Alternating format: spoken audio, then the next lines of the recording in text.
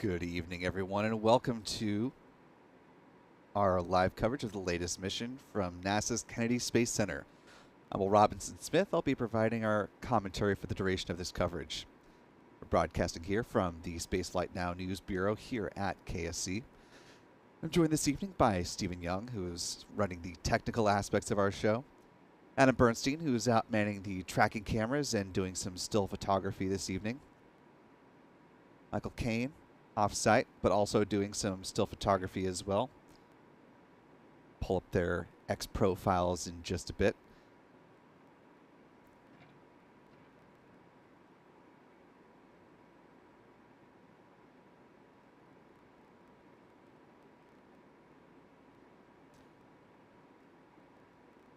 We also have support for tracking purposes tonight from our friend Chuck Briggs. At the center of your screen, you're taking a look at a Falcon 9 rocket launching not a Starlink mission tonight. No, this will be the 29th Commercial Resupply Services mission to the International Space Station. So we have a cargo Dragon on top of this particular Falcon 9 getting ready to launch. As you see there, T-minus 1 hour, 23 minutes, 43 seconds and counting. The countdown clock, you can see there on the store countdown clock here at the press site at KSC by the flagpole. Currently, SpaceX and NASA are targeting a T0 liftoff time of 8:28 p.m. Eastern Standard Time. For our viewers joining around the world, that's a 1:28 UTC. Because they are heading up to the station, this is an instantaneous launch, so if for any reason they are not able to hit that liftoff time, they will have to stand down and target the backup opportunity tomorrow. If you'd like to help support our coverage of the space program, there's a quick and easy way to do that. If you just hit the like button, click subscribe if you're not already subscribed to the Spaceflight Now YouTube channel, and ring the notification bell. That way you'll be alerted every time we go live or post new videos.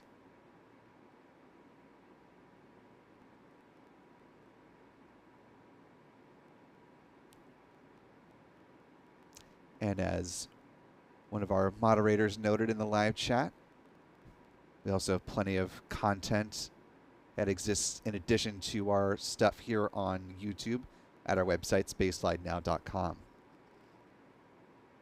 Naturally, we can't do these broadcasts without our viewers like you and our wonderful chat moderators like Dremwolf. We also rely on our channel members, so thank you to everyone who helps support our coverage through channel membership. That'll grant you access to member-only videos, discounts at our merch shop, shop.spaceflightnow.com, as well as access to 4K streams from this and all the missions launching from the Cape. And if you'd like to join in the conversation, there's a great way to do that using the YouTube Super Chat feature. Like one of our regulars joining us again, Mel Roberts Harold. Thank you so much for the $5 Super Chat, Mel. Says, watching with two of my granddaughters, Autumn and Paisley, this evening. Excellent. And whether you're watching from the Chicagoland area or you're able to join us here on the Space Coast, Mel, appreciate you helping support our coverage. And hope your granddaughters enjoy the launch.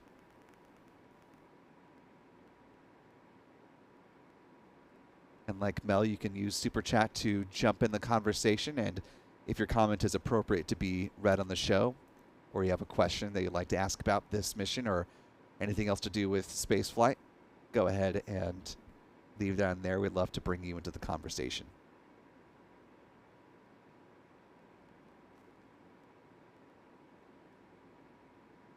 Now T-minus 1 hour, 20 minutes, 37 seconds away from the planned liftoff of this Falcon 9 rocket.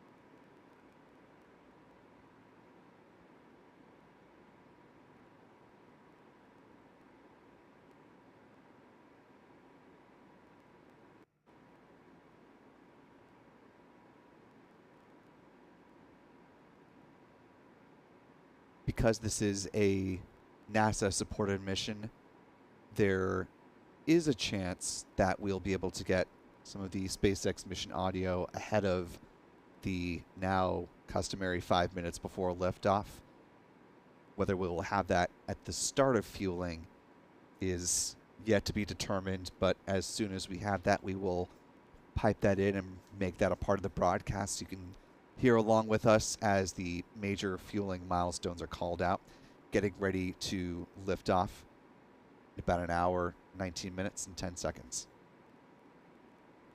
SpaceX is running the countdown from its Hangar X site here at KSC. It's a facility where they refurbish their Falcon boosters and prepare them for future flights. SpaceX also has support in part from the control room at their headquarters in Hawthorne, California. And as this mission is bound for the ISS, NASA is also lending support from the Johnson Space Center in Houston, Texas. Again, tonight's launch is targeting an instantaneous liftoff at 8:28 p.m. Eastern. That's 01:28 UTC.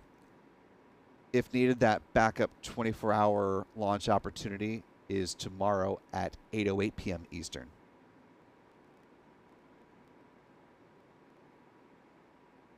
I want to thank one of our channel members, Rita Loy, for a $10 super chat. Thank you so much, Rita. Really appreciate that.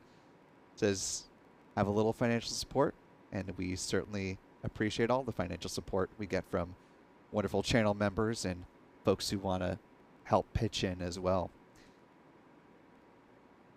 We will be hitting the road soon as we are anticipating big launch coming up in Texas, South Texas, as SpaceX is preparing to launch its second integrated flight test of the Starship launch vehicle. We will be on the ground there, bringing you live coverage on launch day and coverage on our website as well as on the YouTube channel in the run-up to the Starship launch. So lots to prepare for, lots to cover, lots of ground to cover, both literally and figuratively. So we appreciate the support in helping us make that happen.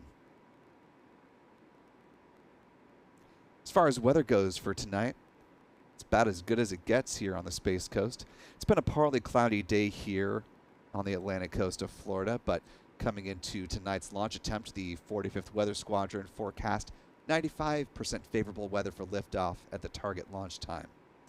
The only concern for tonight is the cumulus cloud rule, and if needed, the backup launch opportunity tomorrow is roughly the same. It stands at 90% favorable launch conditions, with again, cumulus clouds being the only watch item. For those who were on Florida's Space Coast or around this side of Central Florida, one point of note worth mentioning, tonight's mission will feature a return to landing site landing as opposed to sending the booster out to land on a drone ship in the Atlantic Ocean. What that means for us locally is there will be a sonic boom as the booster comes back through the atmosphere and returns to landing zone 1 over at Cape Canaveral Space Force Station. And if you are not prepared for that, it can be quite the wake-up call, as some people may be in the middle of a late dinner, not aware that there is a launch tonight. So if you do have friends or family here along the Space Coast or in the neighboring counties, you might want to give them a heads up that there'll be a little bit of noise as the booster comes back for landing tonight.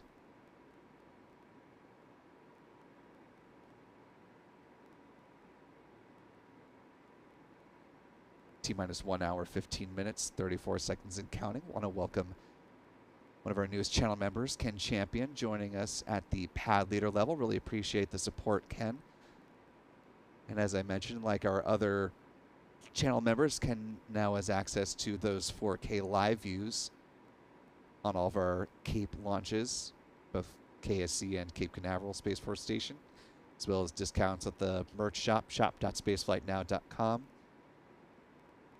and access to member-only videos. That includes one that we posted ahead of tonight's launch, talking with the chief scientist of Redwire Space about a bioprinted human knee meniscus that was done recently on station. That meniscus flew back with the Crew 6 astronauts landing off the coast of Jacksonville, and they've been learning a lot about the successes and the challenges of bioprinting on station. This was another step towards that. Tonight is a Commercial Resupply Services, or CRS, mission to the station, and there will be some material sent up for a cardiovascular print that they will be working on. Not so much with the Crew 7 astronauts, but we're told that that will be done principally by the Crew 8 astronauts, who are set to launch from the pad you're seeing right now, coming up in mid-February 2024. T-minus 1 hour, 13 minutes, 49 seconds to liftoff for this mission, though. I want to thank Rick Donner for $10 super chat. Says, wish I could be there for Starship. We'll enjoy your coverage, and we will certainly enjoy bringing it to you. Adam Bernstein, who is out manning the tracking cameras, will be on the ground there with us. He's been out there before to Starbase. This will be my first time in the Boca Chica, Brownsville area, so I'm very much looking forward to getting a lay of the land and bringing you all some great coverage from there. So very excited for that. Of course, the big X factor, if you will pardon the pun, is the launch license that still needs to be granted by the Federal Aviation Administration. That is still an outstanding item as of this evening. The U.S. Fish and Wildlife Service is still conducting some of their assessment of the water deluge system, and until that is complete and things are handed back over to the FAA, the launch license will not be granted. The license modification, I should say. But that is anticipated by SpaceX. They're hoping that that will come through in time for a mid-November launch. Signs are pointing to no earlier than November 15th, but again, that is very much TBD at this point in time. But of course, we will provide you all the updates as we learn them. So be sure to stick with Spaceflight Now for the latest on Starship. Plenty between now and then, though, as we do have this CRS mission on tap tonight. The spacecraft will, after it launches, it will dock with the International Space Station. I believe Saturday morning is when it reaches station. Yes, 5:20 a.m. Eastern Time, Saturday, November 11th, is when docking will occur. The approach and the docking will be overseen by NASA's 2 astronauts on station, Jasmine Moghbeli, who flew as the commander of the Crew 7 mission, and Laurel O'Hara, who flew with her 2 Russian colleagues, 2 cosmonauts that flew up on MS-24. They just completed their first EVA spacewalk in the last month, and soon they'll be monitoring their first Dragon approach. So, busy time for the NASA astronauts on board station. Lots going on. It's T-minus 1 hour, 10 minutes, 37 seconds, and counting to the liftoff of this Falcon 9 rocket with a cargo Dragon up top.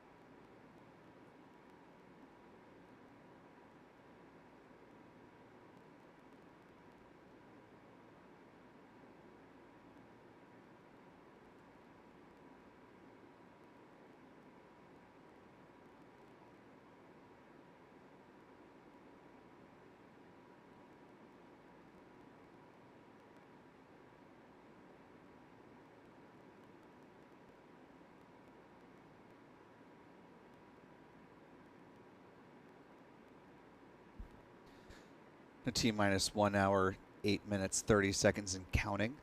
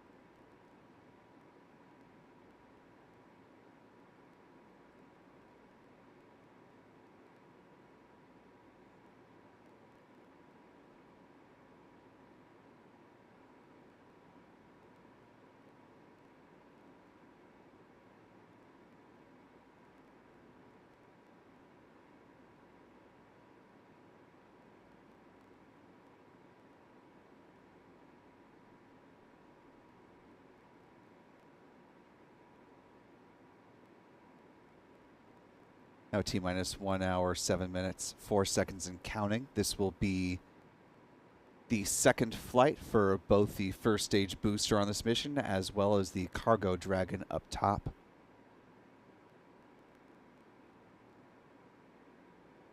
So in the grand scheme of things, where we have one of the boosters that has flown 18 times, this is a youngin by comparison. Tail number B1081. Its first flight was back supporting the Crew 7 mission in late summer. The Dragon spacecraft up top flew just about a year ago on the CRX-26 cargo mission to the space station. Once docked on the ISS, it'll spend about 1 month there before undocking and splashing down off the coast of Florida. So just a brief stay on station, and then it will clear out to make way for the visiting Axiom crew of astronauts.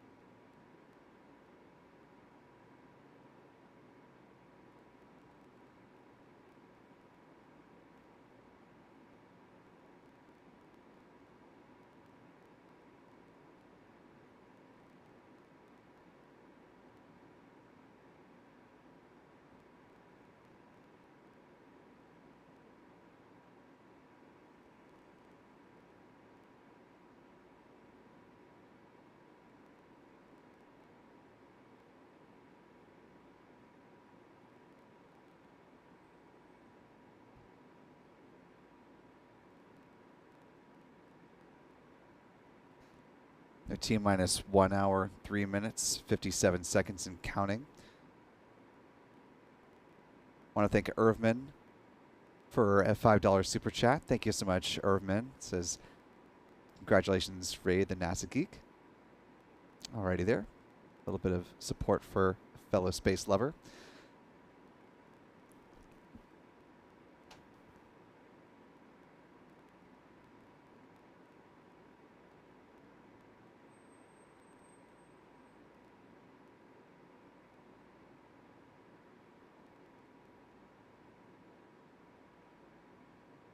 Also want to welcome Michael Lucas, new channel member coming in at the pad leader level. Appreciate the support there, Michael, who now has access to the 4K live views of this and all of our Capeside launches.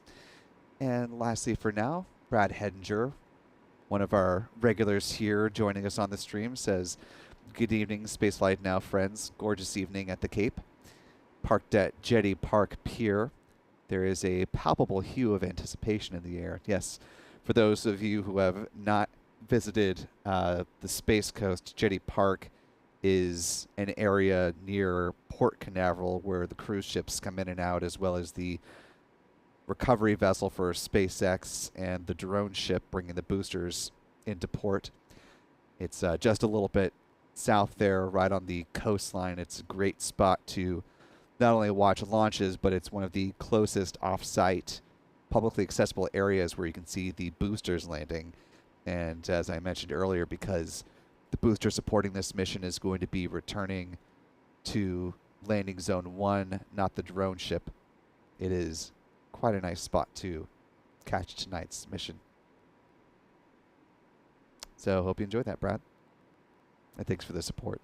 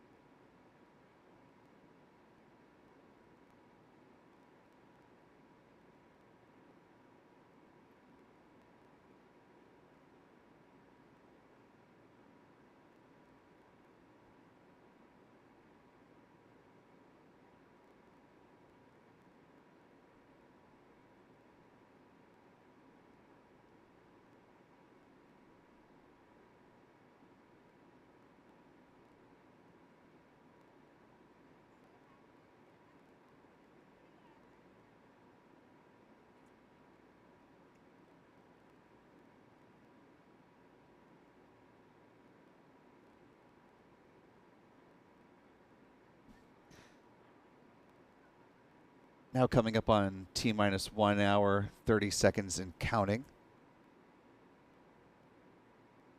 We're expecting right about now they should be conducting their pre-fueling weather briefing from a non-meteorologist's eye. The weather seems pretty ideal looking at the radar and having stepped outside not too long ago. But of course, weather always something that is important to keep an eye on, even if it may seem crystal clear for us that are not in the know.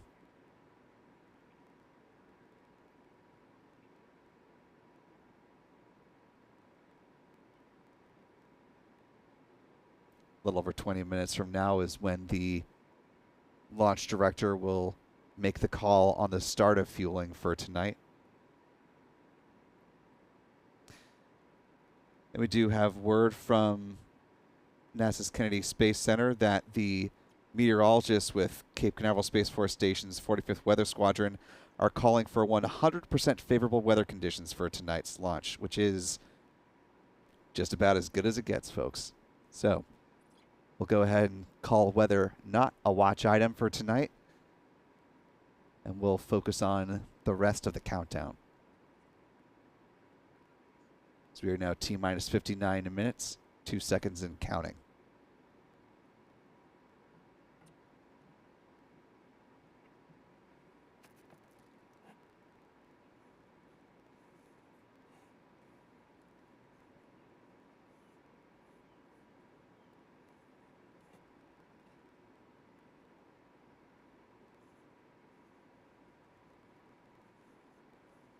T-minus 58 minutes, 35 seconds and counting. Again, the launch director will give the results of the go, no-go poll for the start of propellant load in just about 20 minutes from now. If we do in fact have the mission audio at that point, we will of course pipe that in so you hear the updates on fueling, and we can bring those to you in real time. If not, we will do as we always do for Starlink missions and other SpaceX launches, where we don't have the mission audio until right before the final 5 minutes. We'll rely on our extensive experience with covering Falcon 9 missions and give you the visual signs and cues and the things that we're watching for as we get closer to liftoff. But hopefully, being that NASA is the customer on this mission, we will hopefully have the mission audio, but stand by for that.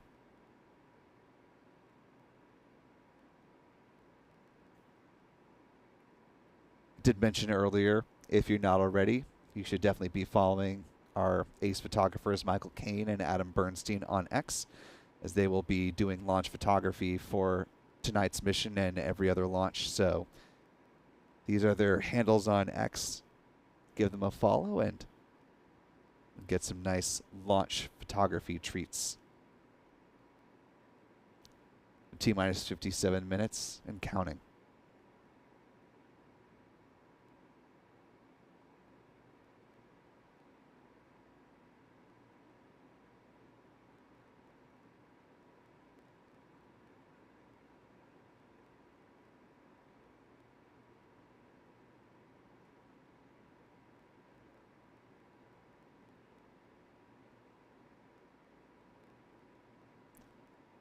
T-minus 56 minutes, 31 seconds and counting.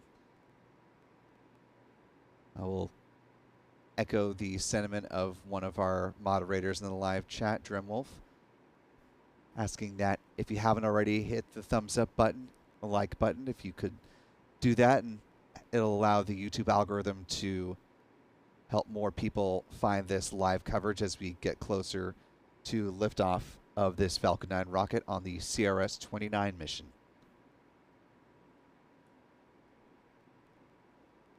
And while I'm at it, I also want to take a moment to thank two of our other moderators I see there in the live chat, Stephanie B and Astro Joe, for always helping us out with keeping the live chat kosher. Appreciate all of you guys.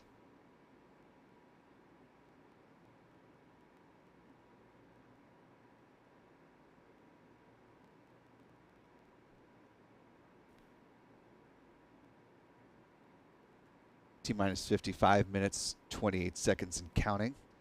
As we are waiting for the start of fueling, let's go ahead and get everyone on course with what we're expecting with the launch countdown tonight.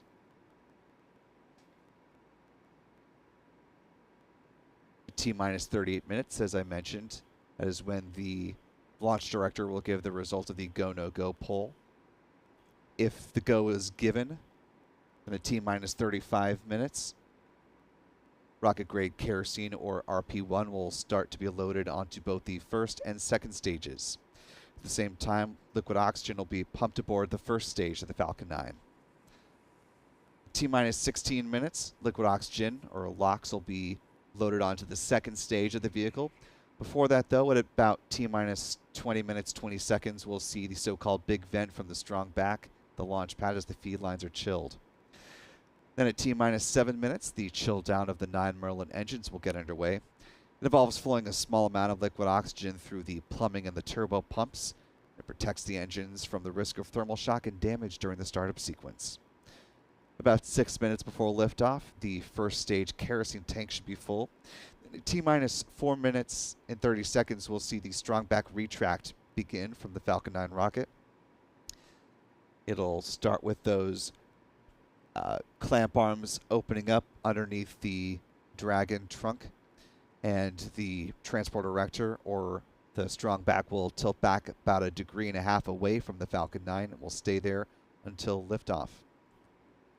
At which point, at liftoff, it'll pull back much more rapidly to clear the way for the Falcon 9 to leap off the pad. About 2 minutes from liftoff, LOX loading should be complete, at which point the Falcon 9 will be fully fueled with 1 million pounds of propellant. In the final 60 seconds, the control of the countdown will be handed over from the ground sequencer to the Falcon 9's onboard flight computers. The propellant tanks will be brought up to flight pressure. The launch director will give their go for liftoff at 45 seconds out. The engine ignition command will be issued at T minus 3 seconds, and then if all 9 engines are healthy and ignite, flight computer will give the command for the hold down clamps to release the Falcon 9 at T0, which again is 8:28 p.m. Eastern tonight, 01:28 UTC, coming up in 52 minutes, 48 seconds and counting. Again, because this is a mission to the International Space Station, there's an instantaneous launch opportunity tonight, so if they are not able to launch for whatever reason, they will stand down and look to 24 hours from now. We do have word from SpaceX, though, that all systems and weather are looking good. As we just mentioned, 45th Weather Squadron gave it 100% favorable weather outlook for the launch opportunity tonight, and SpaceX giving confirmation that the vehicle is healthy, as well as the cargo Dragon up top. So, all good things as we get closer to liftoff, coming up in 52 minutes.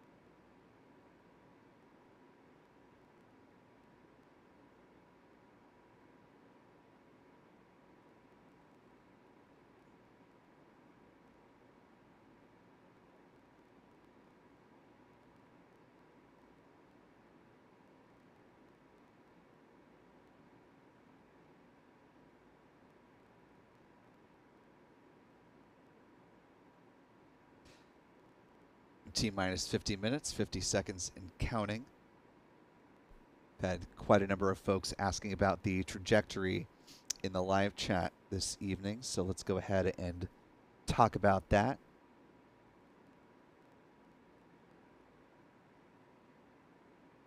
This mission is, of course, launching from Launch Complex 39A here at NASA's Kennedy Space Center. Once the Falcon 9 lifts off the pad, it will fly in a northeast trajectory to race and have the Dragon catch up with the ISS.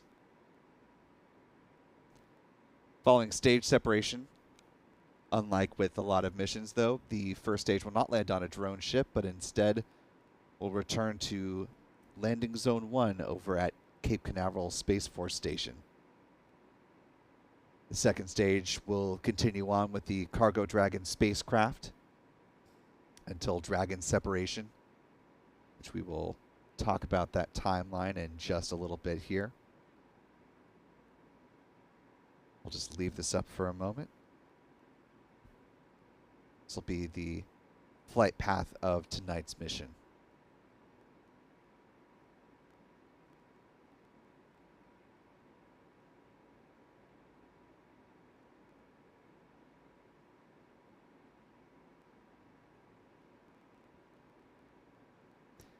Now T minus 49 minutes, 17 seconds and counting.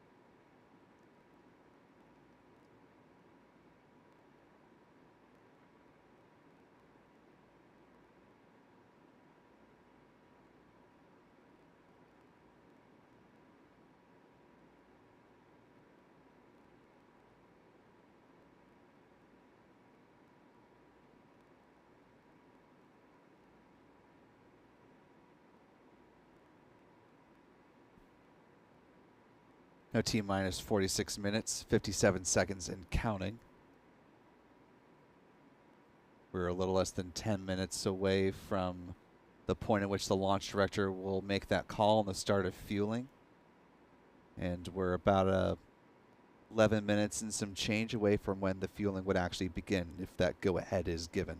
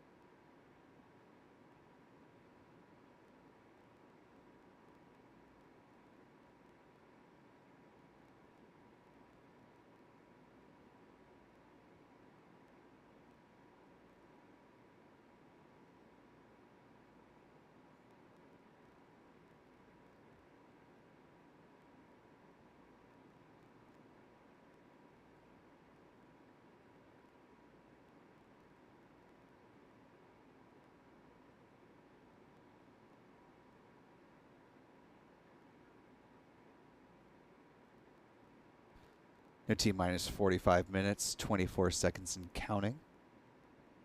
As we await the liftoff of this Falcon 9 rocket with its cargo Dragon up top, go ahead and peek ahead into the future briefly and talk about where this mission will fall in the SpaceX roster of launches once it does go ahead and go. As mentioned, this will be the second flight of this particular Falcon 9 first stage booster, tail number 1081. This will be the 271st Falcon 9 launch to date, the 77th Falcon 9 launch of 2023. This will be the 215th Falcon booster reflight, or the flight of a booster that has flown at least once.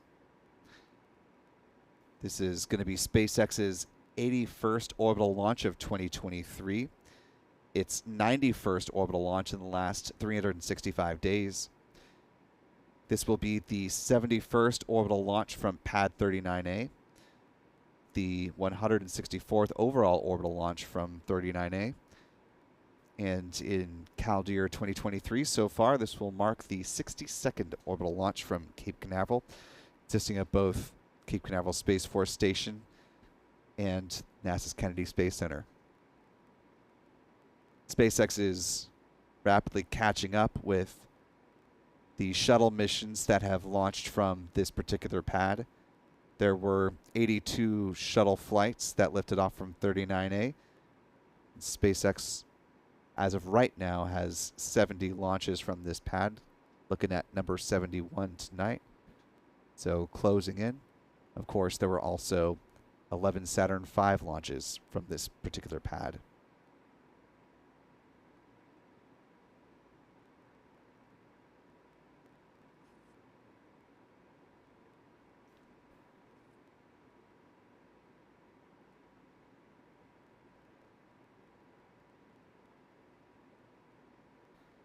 Speaking of Saturn V rocket, do want to make note, if for those who had not heard, that the commander of the Apollo 8 mission, also the commander of the Gemini 7 mission, astronaut Frank Borman, passed away at the age of 95 today.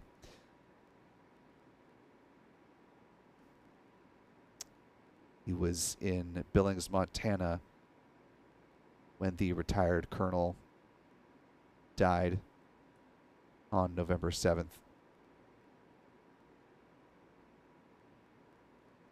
Obviously, one of the 3 astronauts who were the first to fly to the moon as a part of the Apollo program, and they leave behind quite a legacy, especially as the Artemis missions look to bring humans back to the moon. Artemis 2, very similar to Apollo 8 in that it will be a lunar flyby mission. They will not be touching down on the moon's surface.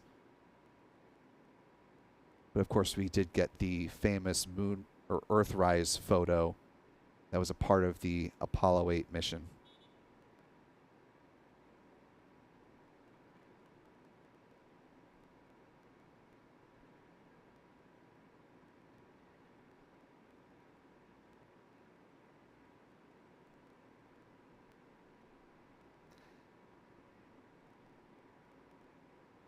Not to read in its entirety, although that's online if you'd like to peruse that, but just want to read a quick bit of NASA Administrator Bill Nelson's comment on the passing of Frank Borman. Say, Frank knew the power of exploration held in uniting humanity when he said, quote, "Exploration is really the essence of the human spirit. The service to NASA and our nation will undoubtedly fuel the Artemis generation to reach new cosmic shores."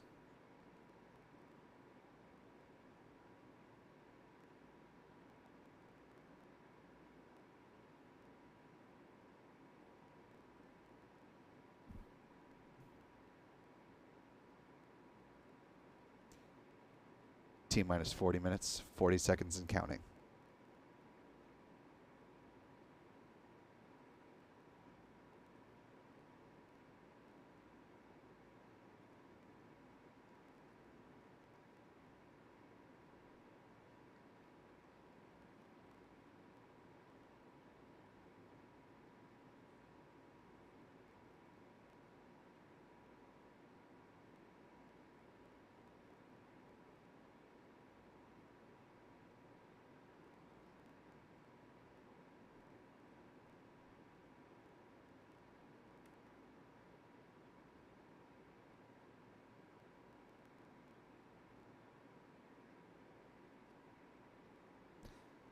No, T-minus 39 minutes, 50 seconds and counting.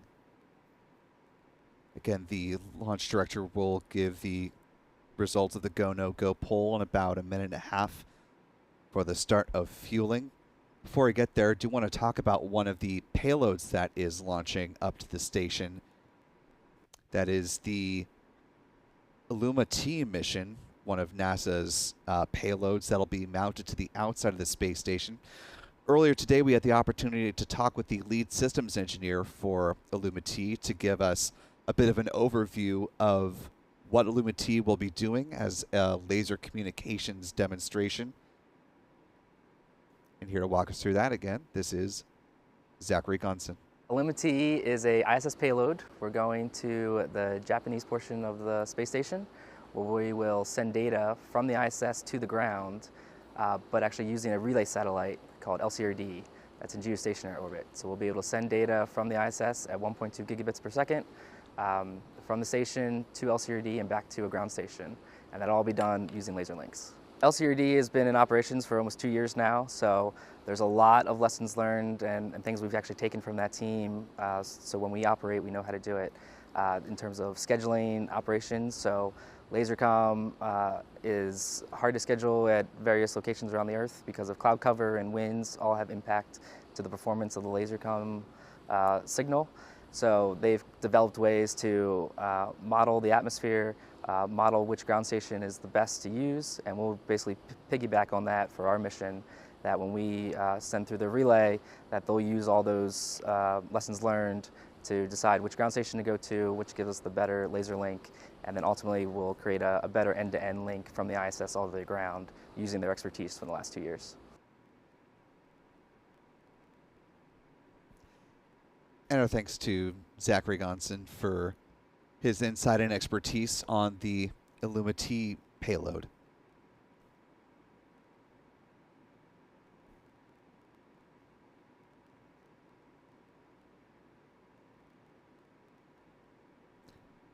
Now T-minus 37 minutes, 30 seconds and counting. The launch director will have given their call on the start of propellant loading. So we're standing by to hear more on that.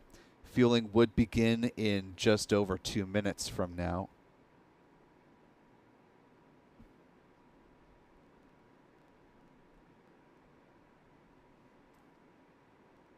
So we hope to hear word from either NASA or SpaceX that They've given the go-ahead for the start of propellant loading, and we'll let you know that as soon as we do here. Now T-minus 36 minutes, 50 seconds and counting.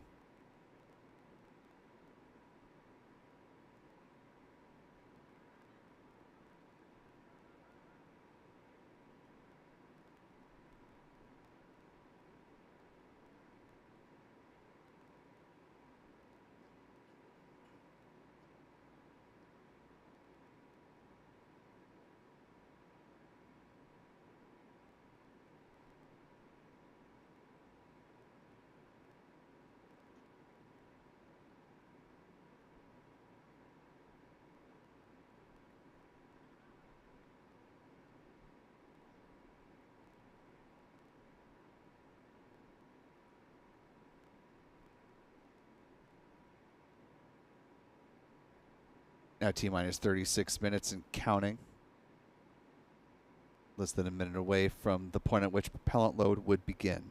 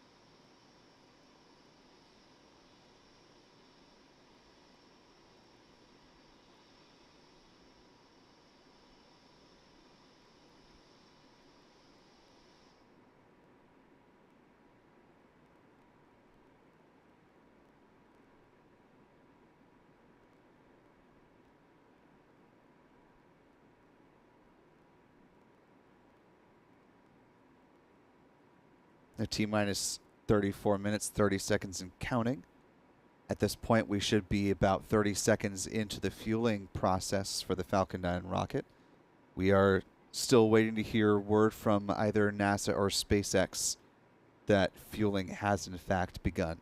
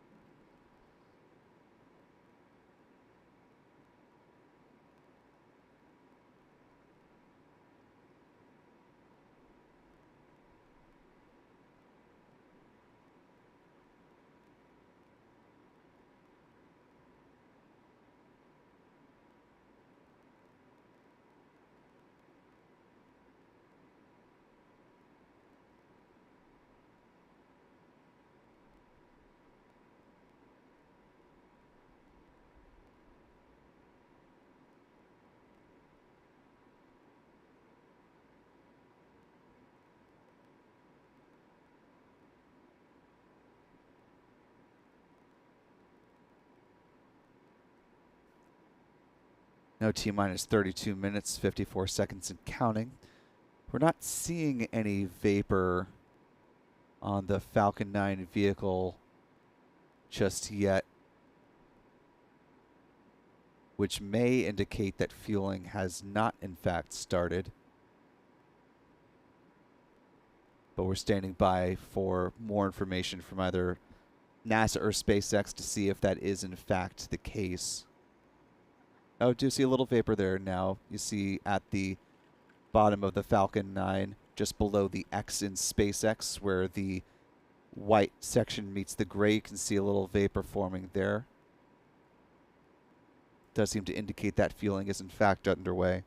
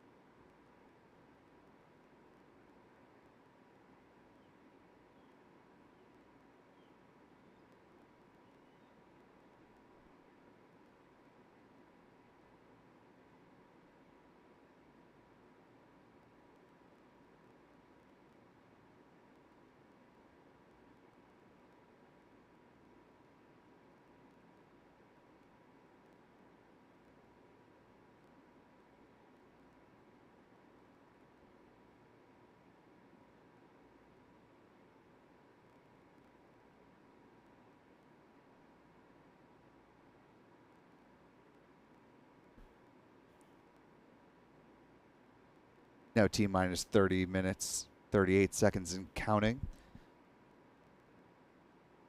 In about 30 seconds from now, helium loading will begin onto the pressure vessels of the first stage. The helium is used to pressurize the main propellant tanks during flight. Do want to thank the more than 5,600 folks who are joining us live, or 5,800 of you, I should say. If you haven't already, if you could hit the like button, allow more folks to find this live coverage as we approach now in 1 second the final 30 minutes of the count. That'd be very much appreciated.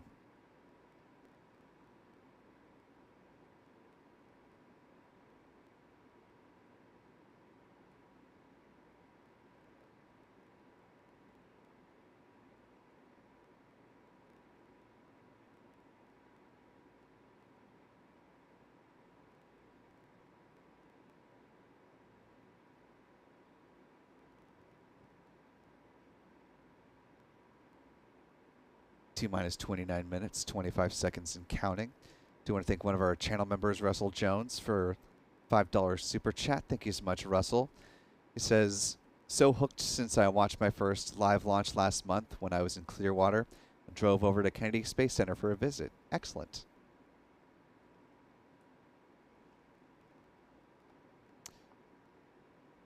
Yes, catching launches live is, once you get bitten by the bug, it's hard to get over the sight of a rocket going up.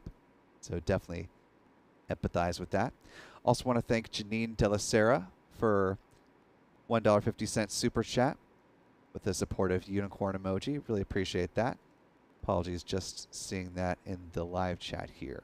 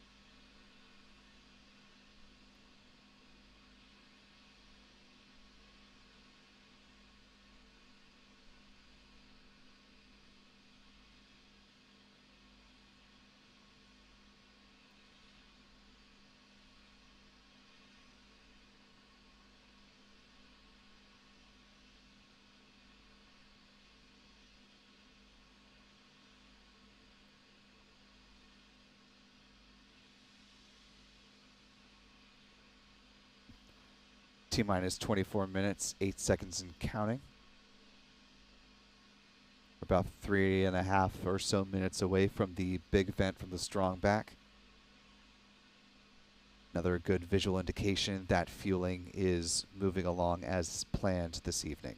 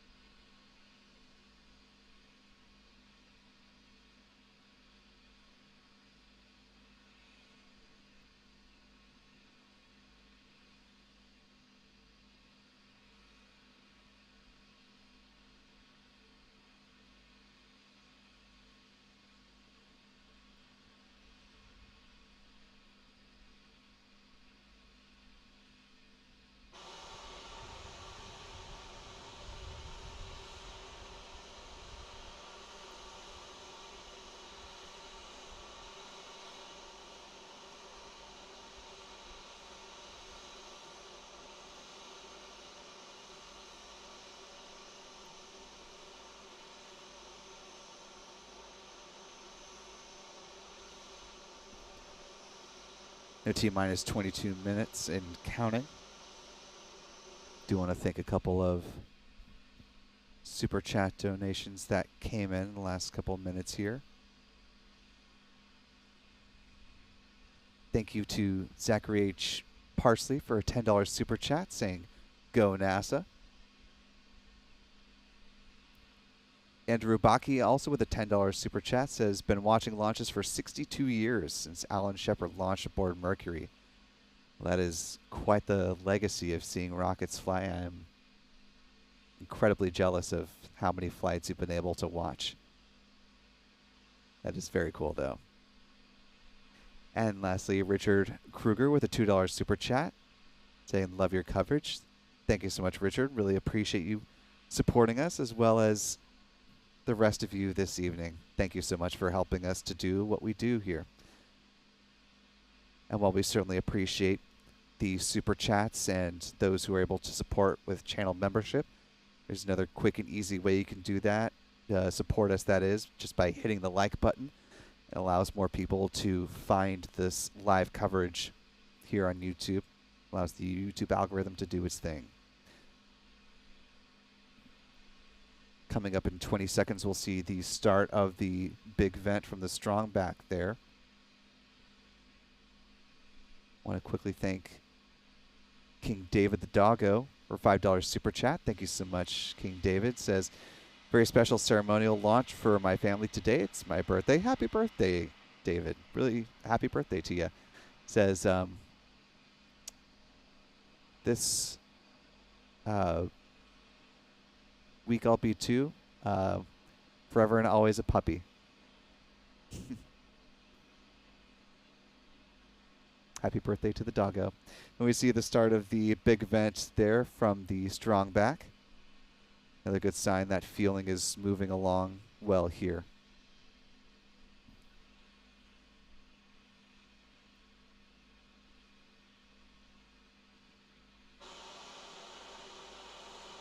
The T-minus 19 minutes, 40 seconds and counting.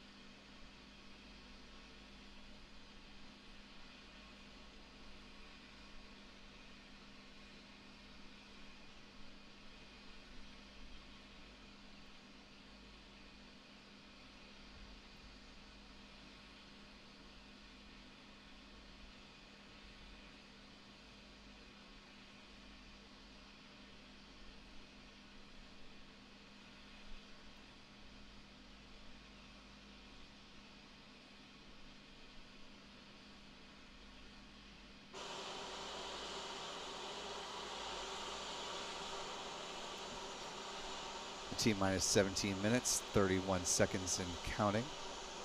We are coming up on the end of the big vent here. The next milestone at T-minus 16 minutes will be the start of liquid oxygen loading onto the second stage. Hearing some great sounds from the venting there at the pad.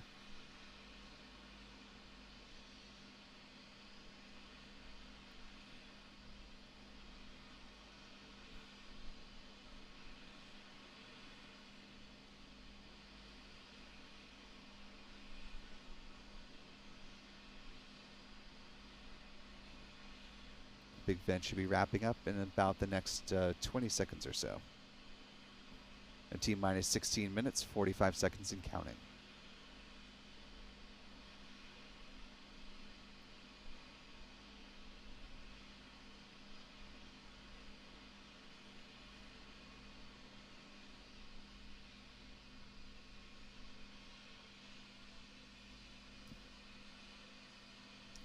T-minus 16 minutes, 22 seconds and counting. The big vent is wrapping up. And as it does, want to thank Bill B for $10 super chat. Really appreciate that, Bill. And want to welcome Barbara LeBeau to channel membership at the pad leader level. Thank you so much for joining us and supporting us, Barbara. Really appreciate that, and to Bill as well. Barbara now has access to live 4K views from all of our missions here at the Cape, as well as access to the member-only videos and discounts at our online shop, that is shop.spaceflightnow.com, where we have things like mission patches available for purchase.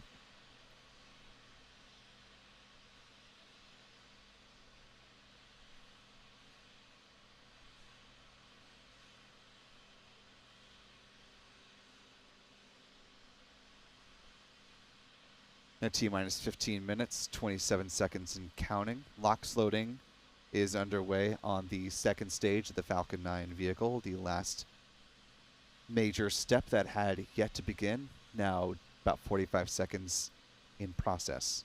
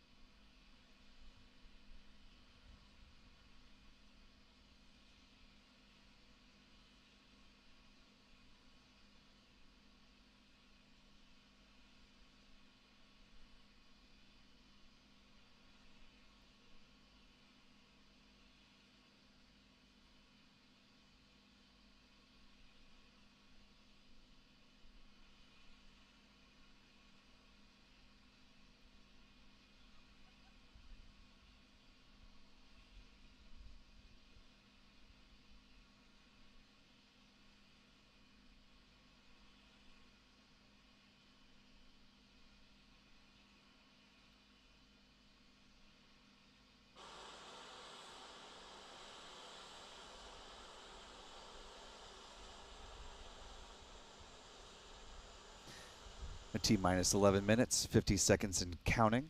So we're getting closer to the liftoff of CRS-29. We did mention the Illuma-T that'll be flying up to the station. That'll be part of NASA's next step in laser communications or optical communications. That'll be used not only for sending increased amounts of data back and forth between space station, but it'll also help be a proving ground for further deep space exploration and being able to send things to and from deep space operations. Earlier today, we had the opportunity to talk with Dr. Jason Mitchell, who is the Director of Advanced Communications and Navigations for NASA's SCAN program. Here he is talking a little bit about how Illuma-T fits into the overall architecture of testing out optical communications. Here's Dr. Jason Mitchell. What we're doing with these activities, which Illuma-T is one, and you mentioned Deep Space Optical Communication, DSOC on Psyche is another, is that we're executing what we call a risk reduction activity, right? This is a risk reduction portfolio of optical communications capabilities. We have originally our lunar laser communication demonstration that was on the LADEE mission way back in 2013, right? That was our feasibility target. Can we even do this, right? We did the technology development. We knew that we had to do it in space to be sure we could do it. The moon was a challenging environment, a long distance through the atmosphere too, and it was an opportunity that came up to be on the LADEE mission. So we took advantage of it. That worked great. And that triggered the, hey, now we can actually do the engineering in a portfolio sense to reduce the risk. Why do we care about that? Because optical is new, right? It gives us these amazing capabilities to get data 10 to 100 times faster than traditional radio frequency communications. But to make sure that users don't incur any risk, right? That's really important for a space mission because you want to minimize your risk, right? Because you want to make sure it will work wherever and however long it needs to function, right? So we undertook this portfolio that addressed cislunar space, and lunar space was covered by the feasibility initially, right? Then we looked at low Earth orbit. We had a mission called T-Bird, wildly successful, from a small satellite low Earth orbit, 200 gigabits a second from T-Bird, direct to ground. So that's 5 terabytes of data in a 5-minute single pass from a ground site. Huge, huge improvement over what you could do in a small sat configuration using RF. That takes care of the LEO regime. Then you look at GEO and down. Well, that typically requires a relay. So we have LCRD, the laser communication relay demonstration that's flying, launched back in 21, and actually that's connected to this Illuma-T payload that's going to ISS, because ISS represents the low Earth orbiting user that would talk back to LCRD to take the sort of the full relay capability, right? So we can send data from the ground to LCRD and then LCRD to ISS.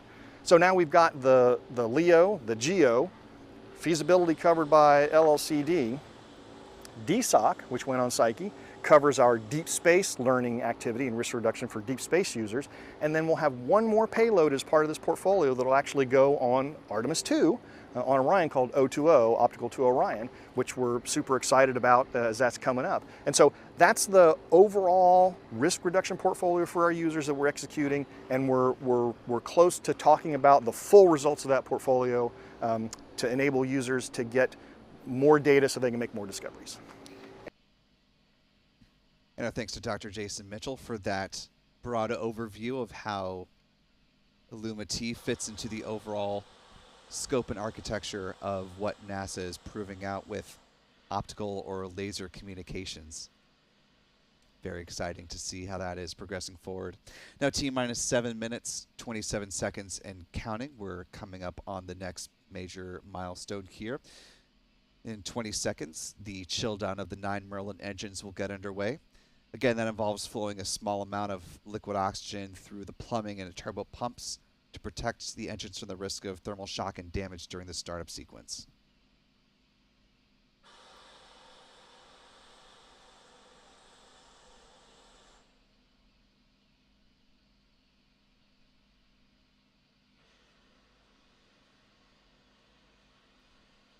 Engine chill has started.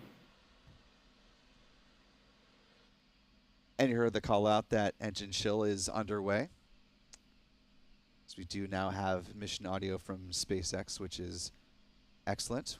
So if you hear me pause as we go through the last few minutes of the count, just know that I'm trying to not talk over mission control so that we can all hear any pertinent updates. Now T-minus 6 minutes, 20 seconds and counting.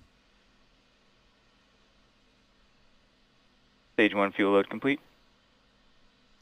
And hear the call out that fueling on stage 1 is wrapped up. They are still loading fuel onto the second stage right now.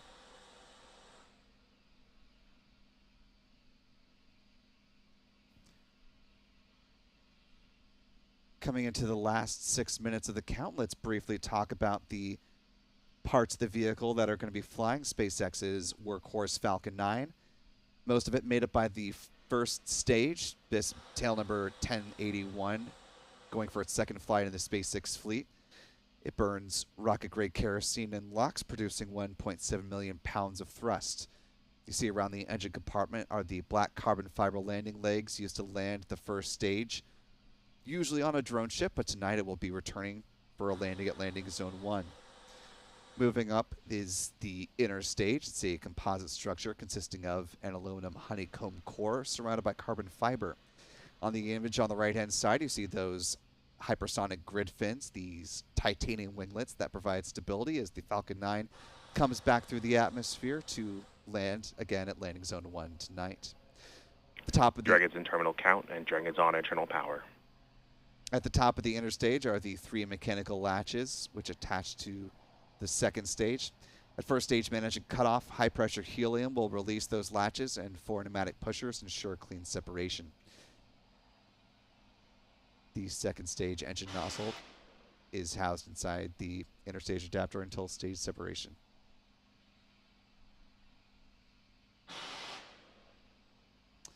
Up top, the second Strongback stage, retract in progress. powered by a modified Merlin vacuum engine. You hear the call out that strongback retract is beginning. You see those clamp arms opening up. And back burns more than 200,000 pounds of thrust it produces. And last but not least, up top is the cargo Dragon. This one making its second flight, heading up to the International Space Station after it first flew on the CRS-26 mission. SpaceX has 4 crew Dragons and 3 cargo Dragons in its fleet at present. SpaceX is preparing to deploy or to introduce a 5th Crew Dragon spacecraft that'll come into the fleet in 2024. Now T-minus 3 minutes, 40 seconds and counting.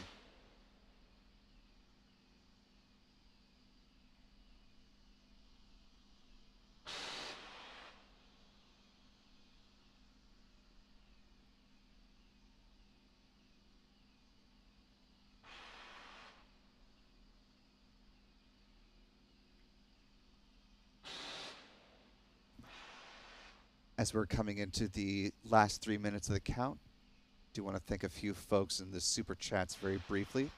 Stage 1 LOX load complete. Hear the call out for stage 1 LOX loading, wrapping up. Next milestone will be stage 2 LOX loading complete. That'll be coming up shortly here. Thank you to Jim Sargent for a $5 super chat. Says ready for another great launch. Thank you, Jim.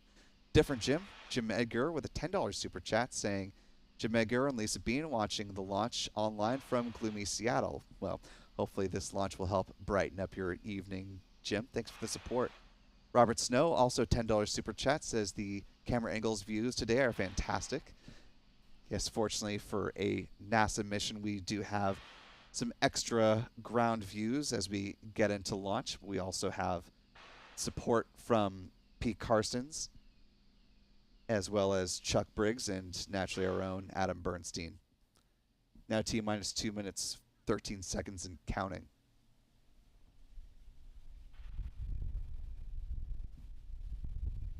And I promise we'll come back to these last few super chats after a liftoff. We're in the last 2 minutes of the count, so I want to bring our focus back to the mission. Stage 2 LOX load complete. And here, stage 2 LOX load has completed. The Falcon 9 rocket is now fully fueled with 1 million pounds of propellant. Dragon's in auto idle. Right there you see the purging happening. That's some venting as the strong back propellant lines are purged, one of the last steps leading up to launch. The T-minus 1 minute 28 seconds and counting.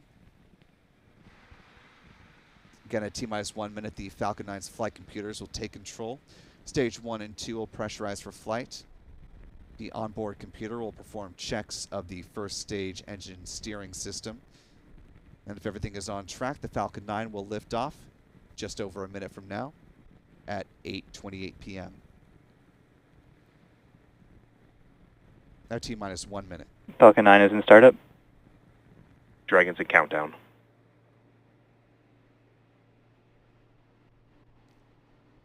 T-minus 50 seconds and counting. Shear the LD, go for launch. And there's the call for the go for launch. Falcon 9 cleared to lift off. We'll see thousands of gallons of water dumped onto the launch pad to protect the vehicle from reflected sound waves. Also keep an eye out for that green flash of the T-tab ignition fluid. Now 25 seconds to lift off. 20 seconds. 15 seconds. Seconds accounting. And here we go. 10, 9, 8, 7, 6, T-minus 5, 4, 3, 2, 1. Ignition. Liftoff. And liftoff. Liftoff to the Falcon 9 rocket on Sierra's 29 mission, heading up to the International Space Station with more than 6,500 Vehicle pounds of pitching science downrange. cargo. Falcon 9 has Engine cleared the pressure is tower. nominal. And it is soaring high above Florida Space Coast. Now 23 seconds into flight.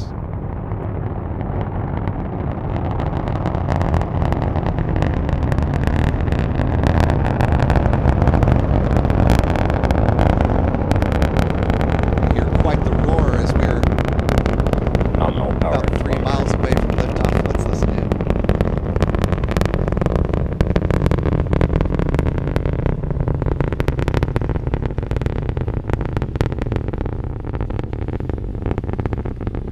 This view coming from Pete Carson's Falcon tracking 9 is camera as supersonic.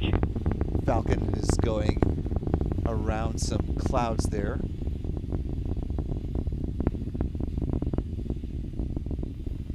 This view from our own Adam Bernstein.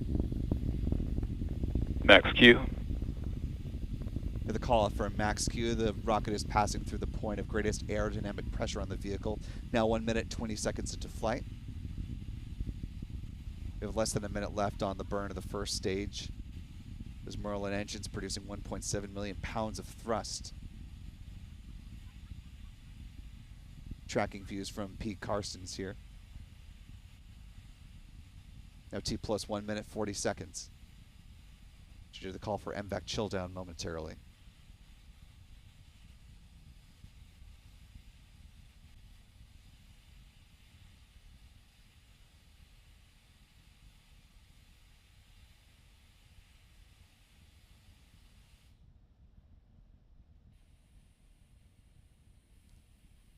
Now T plus 2 minutes into flight. We're approaching main engine cutoff, or MECO.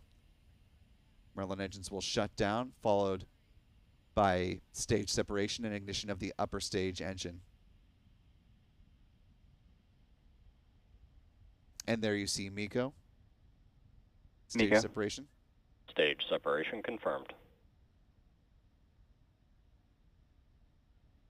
And there's the ignition of that Merlin vacuum engine. Stage And 1, ignition. boost spec startup. Oh, and you can really see the booster falling away. That's a great shot there. And some great views as the first stage booster making its way back toward Florida. Going to be returning to landing zone 1. Just a great effect from that second stage there. You can see there on your screen.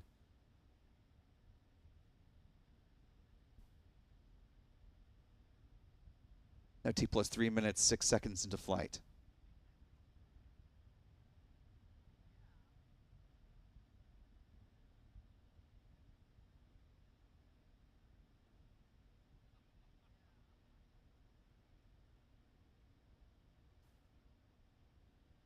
At T plus 3 minutes, 25 seconds and counting. Boost back burn will be ending right there. Stage 1, boost back shutdown. Coming up, the next major milestone is at T plus 6 minutes, 10 seconds when the first stage entry burn will start. And unlike many missions where the booster lands on a drone ship out in the Atlantic, we will be able to see, or we should be able to see both the entry burn as well as the landing burn, since the vehicle is excuse me, touching down at landing zone 1 over at Cape Canaveral Space Force Station. You see there at the center of your screen, that is the burn of the Merlin vacuum engine as it continues on its path. Unlike a Starlink launch, though, the Dragon separation will be far more quickly coming up than payload deployment for Starlinks. The Dragon separation will come up at T plus 11 minutes, 46 seconds. So not too long to wait to see that event coming up. But of course, first, we have the booster return. Now T plus 4 minutes, 46 seconds and counting. The vehicles are on a nominal trajectory.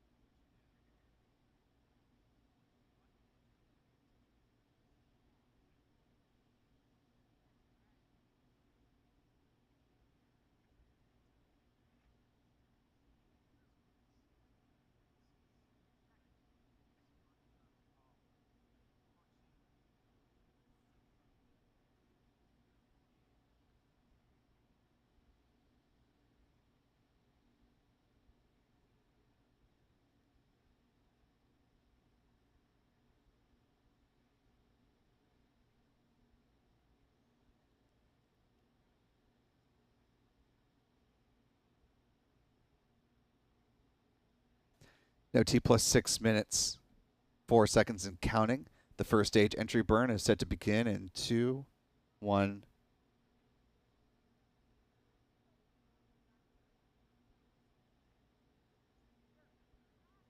Stage 1, entry burn startup. And there we go. We see that entry burn beginning.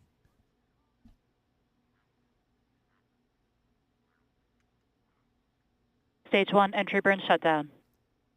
And just a quick entry burn, already concluded, seeing now views from the Merlin vacuum engine. Coming up at T plus 7 minutes, 19 seconds is when the landing burn will begin. The first stage should land FTS is saved. at T plus 7 minutes, The vehicles 36 continue to seconds follow a counting. nominal trajectory. And you see there on your screen the view from that first stage booster as it's making its way back down towards Florida. You can see the Space Coast there on the bottom right-hand corner of the screen for just a moment through the titanium winglets. Stage 1, transonic. You hear that call out, that stage 1 transonic, now traveling below the speed of sound.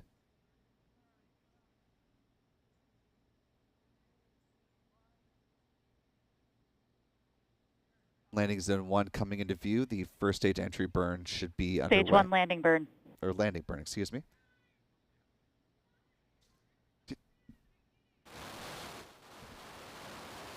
Stage 1, landing leg deploy. You see there, booster landing at landing zone 1. Stage 1, landing confirmed. And for the second time, booster 1081 landing, and we're just hearing the sonic boom now as it took the sound a moment to travel to us from landing zone 1 at the Cape over here to the press site, but quite the sonic boom as The Stage mission 2 and terminal guidance. continues on with the Falcon 9's upper stage, continuing to power the cargo Dragon. Stage 2, FTS has saved. Coming up at T plus 8 minutes 33 seconds will be second stage engine cutoff, or SECO 1. Less than 10 seconds from now.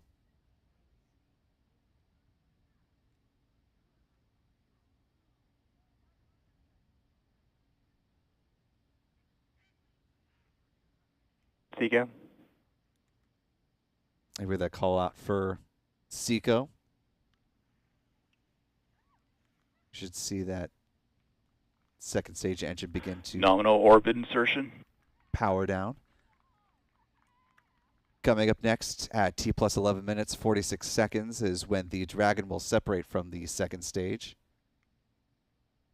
As you heard that call out for a nominal orbital insertion. Separation coming up just a little over 2 minutes from now.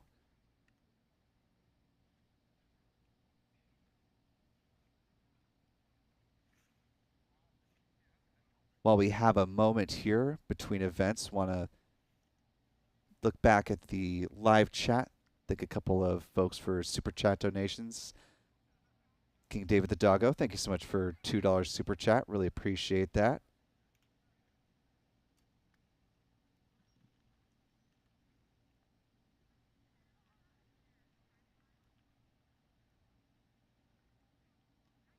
T plus 9 minutes 47 seconds and counting. For a moment there on the other camera view, you could see the lights of the East Coast. There you go. It's either at the top of your screen, you see some lights there from the Sunshine State in a bit of darkness, though. Nope.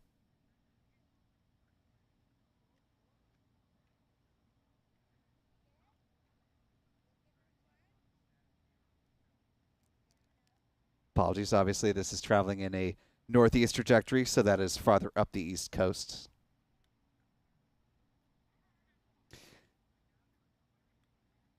Now T plus 10 minutes, 30 seconds and counting.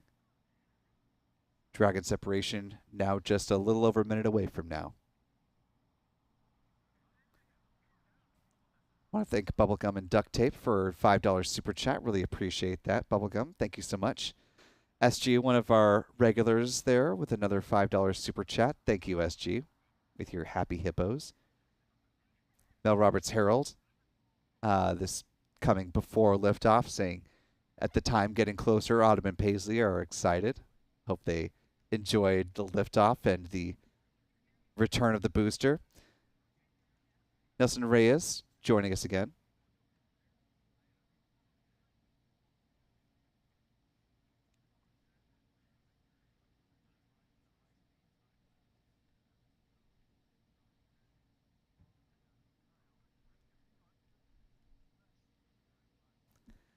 Now T plus 11 minutes, 30 seconds. The second stage is coasting on past the northeastmost tip of North America, heading out over the Atlantic.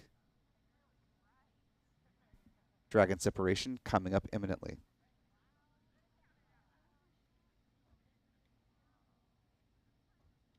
And there you see it. Dragon separation confirmed. And that in the trunk is the Illumity payload. This is a view from inside the Dragon with much of the cargo and science that is now cruising on its way to the International Space Station. As we heard earlier, the Illumity payload will be taken out first by the Canada arm and then transferred over to the Japanese robotic arm, which will put it in place.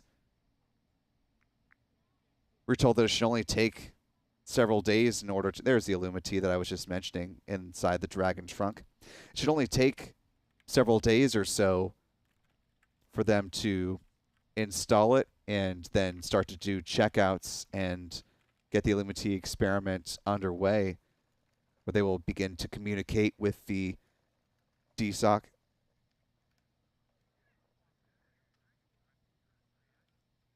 The relay that was launched on the STP-SAT-6, that launched back in December of 2021. That demonstration will operate for at least 6 months.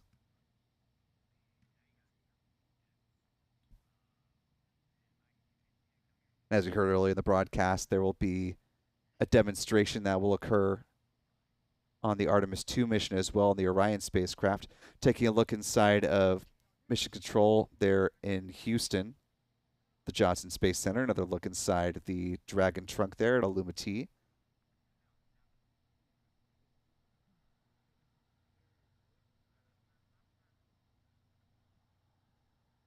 The Dragon nose cone open sequence was set to begin at T plus 12 minutes 34 seconds, so that should have already commenced by now.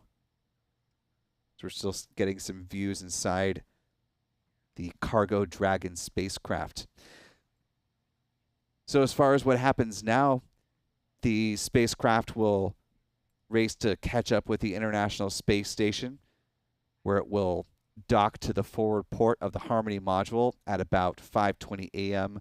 this coming Saturday, November 11th. As astronauts Jasmine Mokbeli and Laura O'Hara will be the two crew members who are going to be monitoring the arrival of the spacecraft. And it will stay docked at the ISS for about a month before splashing down and returning some science and hardware from the ISS to researchers here on Earth, very eager to get some of that back. And that'll make way for future visiting crews, including the private astronaut mission AX-3.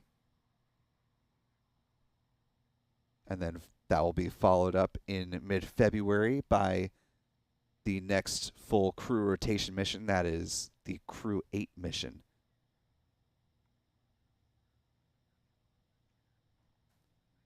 No T plus 15 minutes, 21 seconds into flight. Do want to thank a few more folks for super chat support. Really appreciate everyone for helping us out tonight.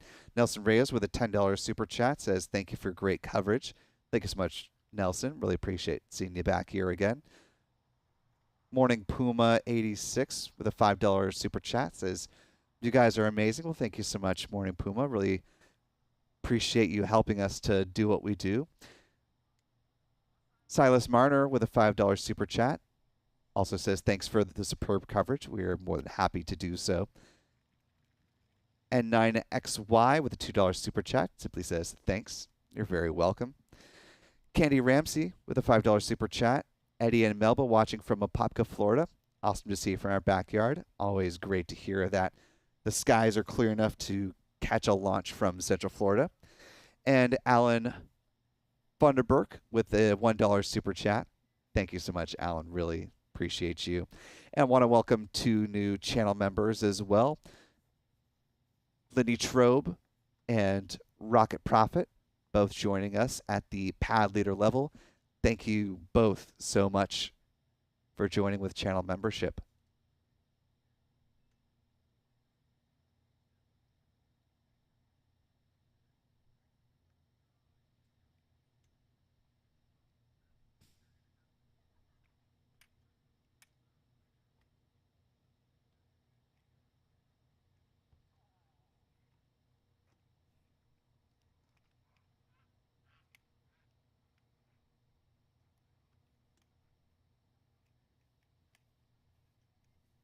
No T plus 17 minutes, 11 seconds and counting. As we do have a successful liftoff and start of the CRS-29 mission. Want to go ahead and turn back briefly to the mission stats now that this launch is in the books. Let's check back in with where things formally stand. This was the second flight of the Falcon 9 booster, 1081, as well as the second flight of the Cargo Dragon as well. This was the 271st Falcon 9 launch to date, the 77th Falcon 9 launch of 2023, the 215th Falcon booster reflight. This was the 81st SpaceX orbital launch of 2023, the 91st SpaceX orbital launch in the last 365 days, This was the 71st SpaceX orbital launch from Pad 39A.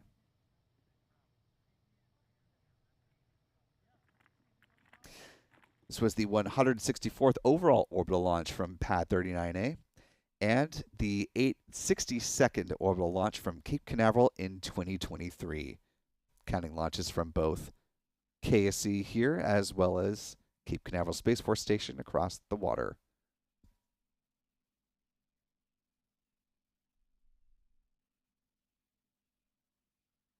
As we go ahead and wrap up things tonight, do want to make note of some other missions that we are tracking.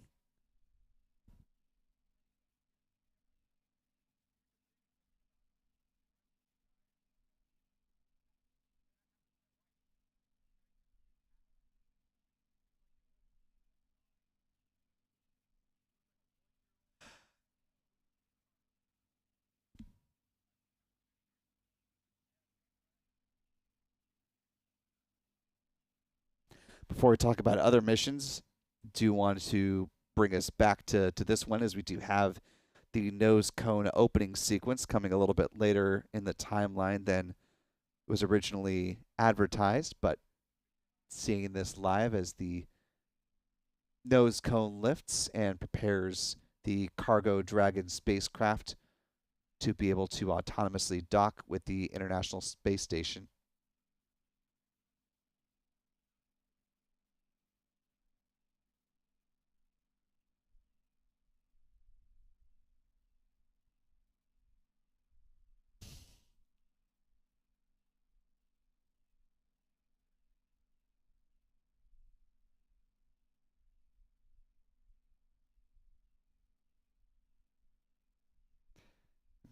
Looks like a little bit of debris floating off there as the nose cone opened up. Looking back in here at Mission Control at Johnson Space Center in Houston. Saw a brief view into Mission Control in Hawthorne, California at the SpaceX headquarters. Just taking a brief overview, this is a look inside as far as pounds or kilograms of what is on board the cargo Dragon vehicle. As I mentioned, the Illumity payload is in the trunk there. That is the unpressurized payload that is referenced there at the bottom of your screen in this graphic from NASA. Inside, a little more than 5,200 pounds or about 2,400 kilograms of pressurized cargo on board. Lots of science as well, more than 2,200 pounds or a little more than 1,000 kilograms of science investigation, some spacewalk equipment, vehicle hardware, computer resources, and crew supplies, more than 1,500 pounds. Of course, the holidays are right around the corner, so with these resupply missions, NASA always packs in some fresh food, which I'm sure the crew will very much appreciate when it comes time to celebrate Thanksgiving at the end of this month. Not easy being away from family and friends on Earth, and so NASA tries to make things as holly and jolly as, if you will, while they're on orbit.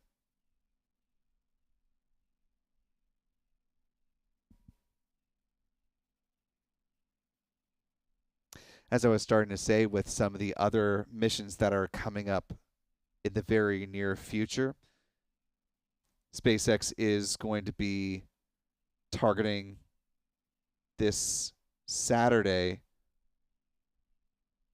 for the launch of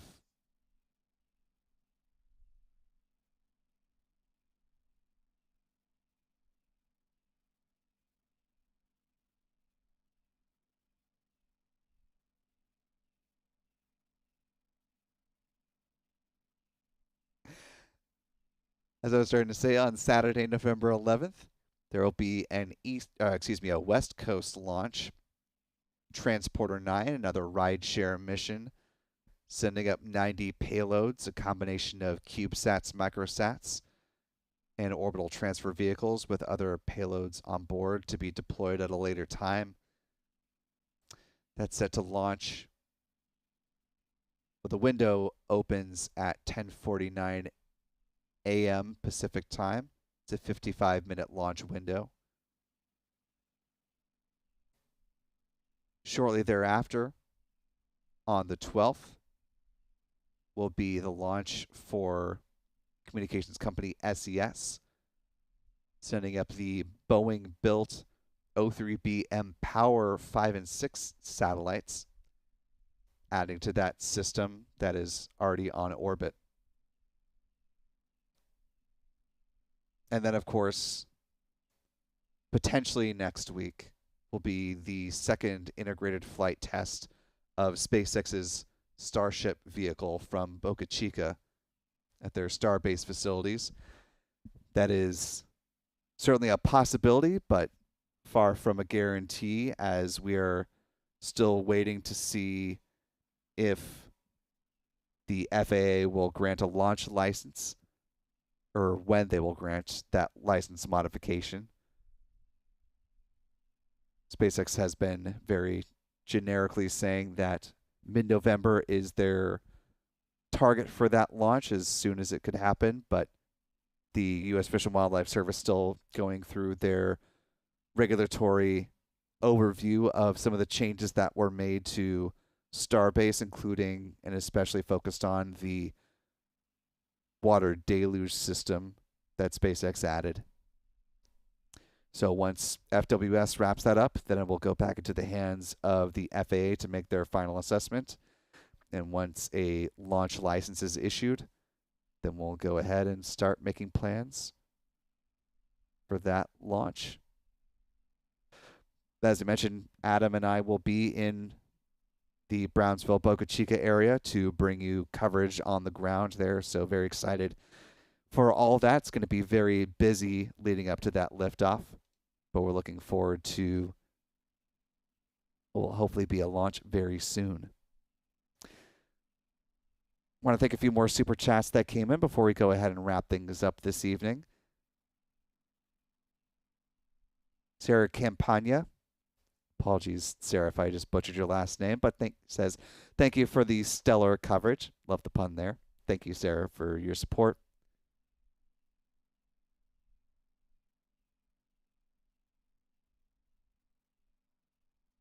Soldiers for Life Christian Ministries with a very generous $50 super chat, one of our channel members. Thank you so much, soldiers. Says, thanks for the coverage. Well, thank you for supporting us at that level and helping to make this happen, in addition to being one of our channel members. Thank you. DJ with a $10 super chat says, good launch to watch, including the return of the boosters.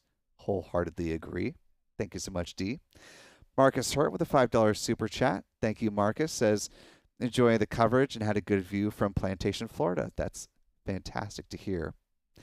Everlast with a $5 super chat says, amazing launch. The first time got to see a SpaceX booster return. Oh, that's awesome. Bright Flame, thanks for all you do. Well, thank you for supporting us and allowing us to do this. And finally, Shell Bell with a $5 super chat says, too cloudy in Port Charlotte. Bummer. But what a great channel. Love the videos and we'll be patiently waiting for the next launch. Well, as happens to be the case with SpaceX, they are launching increasingly more as the weeks go by. So you never have to wait too long for the next one. And with that, we'll go ahead and wrap things up tonight. Again, the SpaceX Cargo Dragon is set to dock with the ISS at 5:20 a.m. Eastern Standard Time on Saturday, November 11th. Want to thank Pete Carsons and Chuck Briggs for helping to provide tracking views of tonight's launch.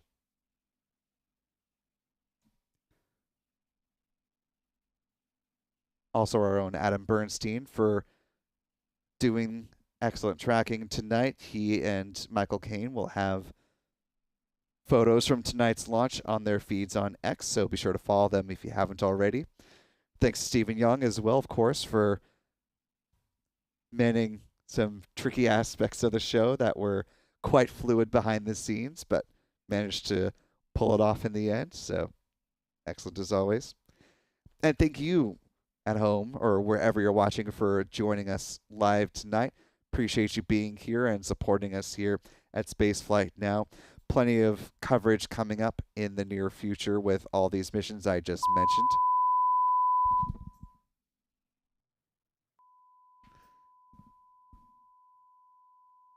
And we'll enjoy bringing those to you as they happen. So for all of us here for Spaceflight Now, I'm Will Robinson Smith. Be good to yourself, be good to others, and we will see you next time.